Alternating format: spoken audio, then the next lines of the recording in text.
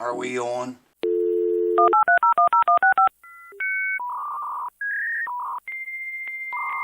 Hello folks, I'm Randy Schartiger coming at you again from the house that never sleeps. How many guitars do you have? How many guitars do you own? Do you own enough guitars to go out and buy all of these expensive tools that you often need to take measurements and setups and just check things on your guitars? Chances are you don't want to spend that much money because that stuff costs a lot of money. It adds up quick. Any of you guys that do repair work know exactly what I'm talking about. And I'm going to show you today several things that can save you a buck, and show you some ways that you can check your guitar's not intonation but measurements, like your neck relief, your string action, your nut action, and just things like that, without having to spend a fortune on tools. Now, I did a video like this before. Well, we gained a whole bunch of new subscribers. They've probably never seen that. And I've been getting a lot of questions in Facebook about how can I make a gadget that will do this or do that. So I thought I would just make another video and learn some new things myself I'm going to share with you if my eyes quit watering and don't drown us all. Got a cold in my eyeball, I guess is what it is. I don't know. Anyway, so I'm going to bring the camera over here. I'm going to bring you over here closer.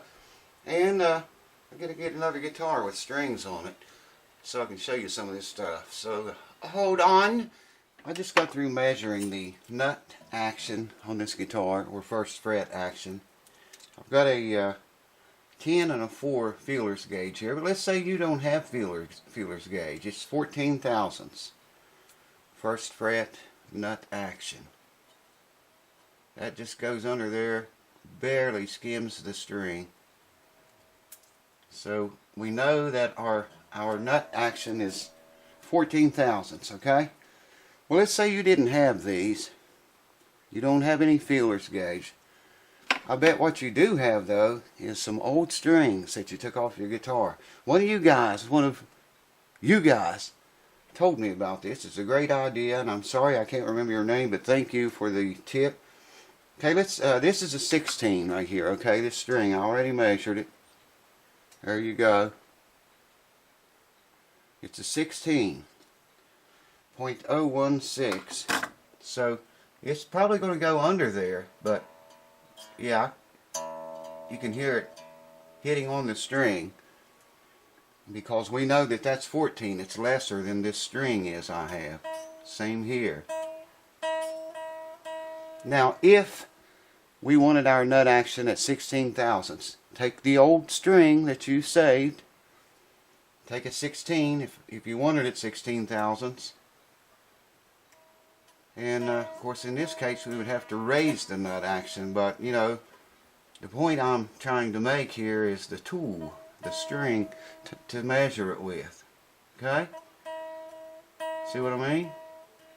This 16 is too big to go in there. That's why you hear that noise, the string, that. Every time it passes through. Same here.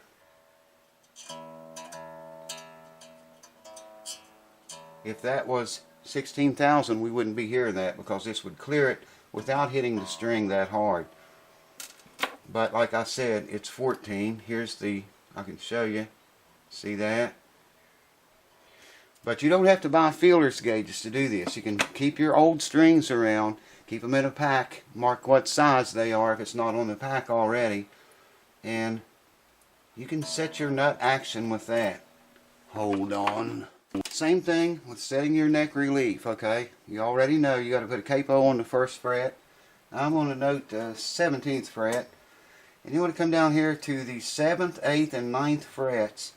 I have a 12 here, feelers gauge. 7th fret. 8th, it's hitting on that 8th fret, and the 9th it goes right under there. It goes under there on the 7th pretty good too, but it hits, that fret might be a little bit high right there. Anyways, the neck relief is 12 thousandths, okay? Same thing applies. If you have a string that you saved or new, it doesn't matter, and you know that it's a 12 thousandths, then you can come down here to the 7th fret. We know this is 16. And you can hear it hitting the string as it passes under there. So we know that it's not 16. We know it's 12 because we measured it with the feeler's gauge. If I had a 12 string, it would go under there just like this does, without hitting the string and making any noise.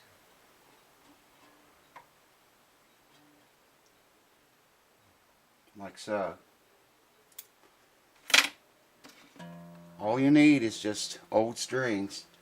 Someone even mentioned, the guy that told me about this, you know, clip a piece off however long you think you'll need, and take a block of wood, maybe drill a hole in it, stick the string down in there and glue it, and mark on it what the string size is, and you know, kind of a handle to hold on to.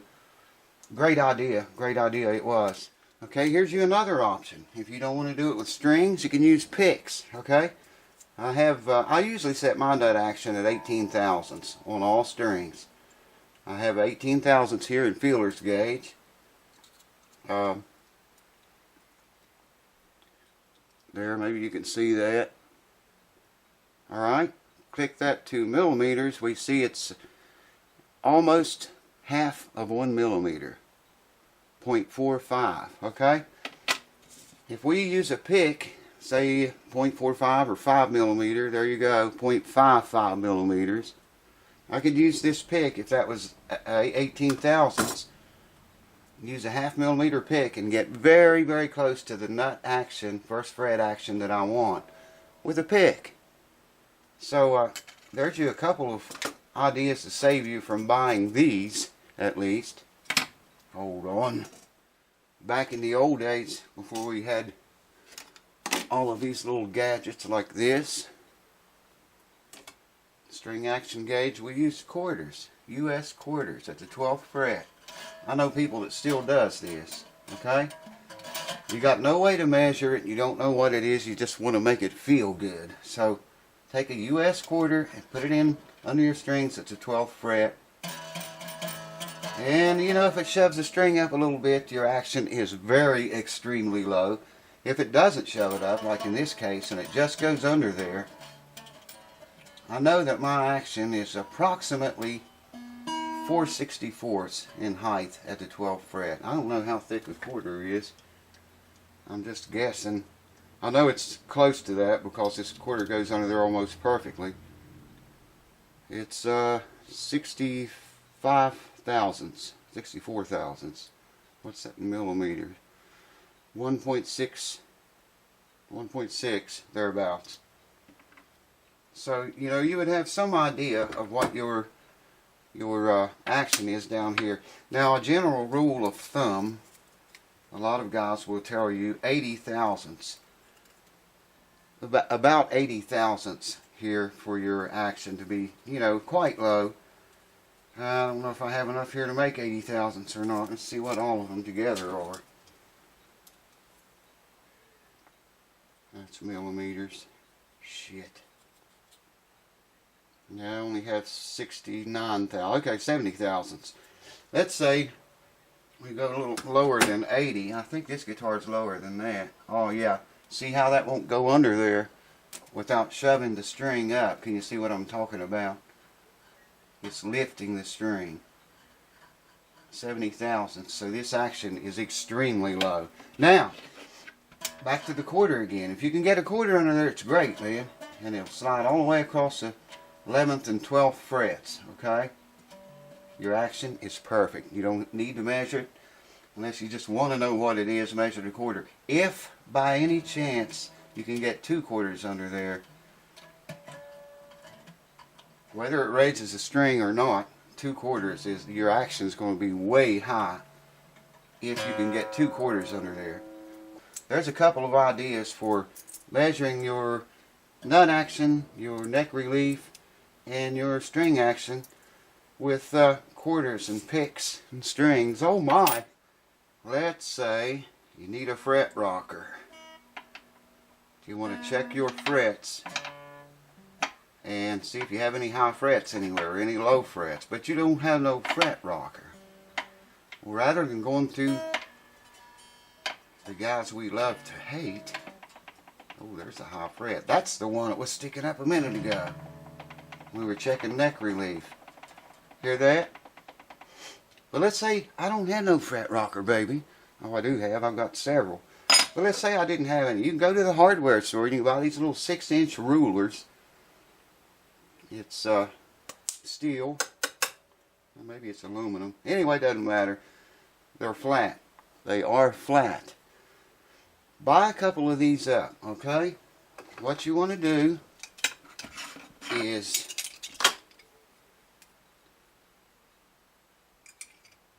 clip one of them off 4 inches long, okay? See what I'm talking about here? Clip one of the rulers 4 inches long. Clip another one at 3 inches long. Okay, got that? You're going to have 4 of these. Clip another one 2 inches long. And clip the fourth one 1 1/4 inch long. I don't know if you can see that or not. You're going to have 4 of these. All those different lengths I just told you. Now what that does, your frets are far apart up here, okay? You need a long piece. As you come down through here checking and rocking, the frets get closer together, so you need a shorter one that will go, over 3 frets only 3. When you get down in here, you need a really short one, so it only rests across 3 frets. And you're going to have 4 of these, and one of those will reach down here, and you can rock it. If this was shorter, I could probably, what was that? That 8th fret that was high. Yeah, check that out. I can check it even with this. Man, that fret must really be high. But there's your way to save buying one of these. I know for a fact that you can get 4 of these. You probably would only get 3. And, by the time you clip them off, end up with what you need out of 3 of them. I guess you could take the total measurements here and add it all together. I'm not really into that right now, but that would give you, these are 6 inches each, so it would give you an idea how many you would have to buy to make 4 of them, to do all this with. And I'm sure that these would be much cheaper than one of these is. I think so anyway. Anyway, it would save you wouldn't have to buy a fret rocker. Hold on. Let's say you were going to do a fret job, okay? You're going to level your frets and crown them and dress them, put the radius back in, all that crap, but you got to have a means of leveling the frets to start off with, okay? But you don't have any sanding beam or any files or anything like that. Maybe you have one of these, or you can go to your local hardware store. They don't have to be really nice, that's what I'm saying. This one's not really nice, but anyways, stick some painter's tape here. Stick painter's tape to your sandpaper. Cut you out a strip that'll cover this whole thing, and then super glue it on there. I showed you the old Luther's trick with super glue and the tape. And you stick a different grit on the other side, and now knock the nut out. You have a way to level all your frets without having to pay 50 or $100 for a sanding beam, which I have to do pretty soon. That's why this is down there. I've been using it because I loaned mine out like an idiot, and it's gone. But that's a good way to level your frets. This is definitely level, and like I say, you can put different grits on each side, maybe 800 on one side, 1,000 on the other, and you don't have to spend a fortune in those sanding beams that StewMac eats you alive when they sell to you. Here's you a real money saver. Let's say you don't have any nut slot files. Now, I file these slots according to the gauge of string that it is. But if I don't have any files, and those files are really expensive if you get them from StewMac. Well, let's say this string right here is a 52, okay? 52 thousandths, and I need to file the slot down. What do? I take another 52 string, it's wound, put it in that slot, start giving it this number, and you'd be surprised how quickly you can take that nut slot down to where you need it. Same with the unwound strings. Well, not exactly the same, they're a little different. Whatever gauge the string is, go a couple sizes smaller than that, okay? You want to lay this, cut you off a piece of string about I don't know, about 4 inches, 6 inches long. Lay it down on tape, or I mean on sandpaper, and super glue it to the sandpaper just lightly on each end. Then you can stick that down in there with the sandpaper on it, the string, and go back and forth like so to sand out these smaller lower gauge nut slots. The nut slot files I have many different gauges of them, and like I say, they are expensive. It's all shit. Here one is, and you can see who it's from. That right there, I think, is about like 45, maybe 50 bucks for that. And I have a whole drawer full of them over here. And like I say, doing it with strings works. Just try to stick with the same gauge that the string slot you want to file with. You don't want to make a big wide slot, but you want your slot to be wide enough. That's one thing that causes nut binding. One of the many things is the slot not being wide enough for the string to lay all the way down in properly the way it should, and it'll cause it to bind up bad. So you want to use at least the same size string that you're going to have on the guitar. And that tip right there alone will save you a bunch of money. Hold on. Well, you've all seen me use these enough. These are radius gauges. They are the easiest to make. There's a 12, there's a 10, 9.5, 7.25, 20, 16, 15, 14. I even have some with string notches, so you can measure the radius of a guitar. Well, you can't see that, can you? You can measure the radius of a guitar with the strings on it. Those are really handy to have. And then we have these. These are used to go under the string. Back at the saddle, usually I try to get whatever radius the fretboard is to match up here. I mean back at the saddle. I like for that radius to match the fretboard radius. So I have a 12 right here. I'm going to show you a way, real simple, easy, quick way to make those. All you need is a piece of paper and a pencil. Am I in the camera? Man, I'm in a bind. I can't see shit. Barely see the camera monitor. To make, let's say a 12 is a common one. There it is. That's a 12 right there. These other edges are something else, but we're going to go with a 12. Okay? See, that's not very much of a radius, really, if you can see that. Yeah, there, I think you can see it. So let's say we want to make a radius gauge that is a 12-inch radius. All you got to do, take a piece of paper, start your center point, put a dot there. Let's say that's the center. Measure from that dot 12 inches up here. Okay? Tie a string around a pin and stick it right there in the center. Measure out here 12 inches. There's your 12-inch radius. Then you can cut that out of plastic, or you can cut it out in the form of something like this. Or if it's these that you need, you can cut those out too. You can actually get by with this just by setting that down over the string, but it's not as accurate as these are. Just better, but like I say, you can make either one. But there's a tool you can get. I can never think of what that thing's called. I want to call it a protractor, but that's not what it is. Maybe it's called a compass. I don't know, that doesn't sound right either. But it's a tool. You insert a pencil in the end of it. It's got like a needle on the other end. You stick it out here and then you pull the pencil out.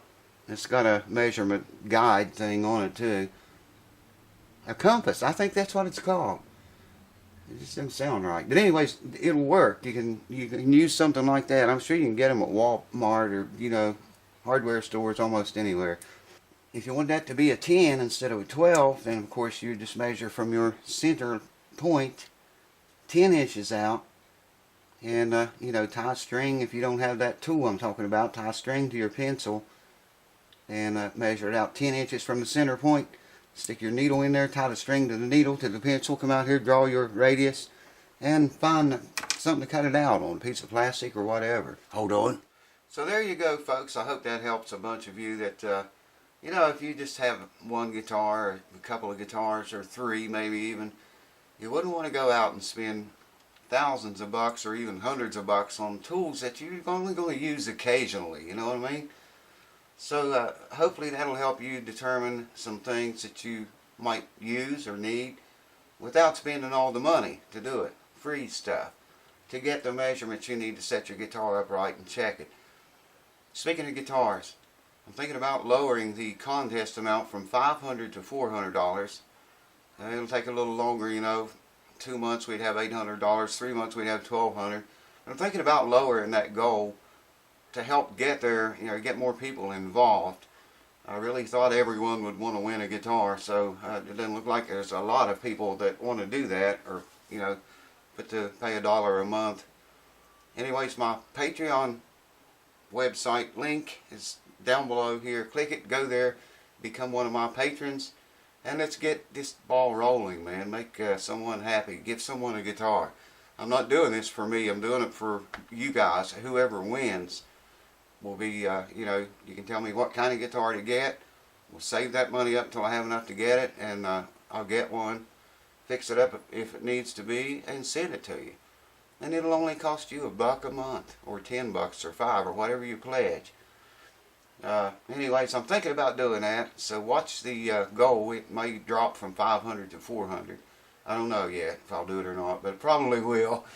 Cheers. I'm rambling. I hope to see you on another video real soon, and I hope this helps. Cheers. Catch you soon. Are we off?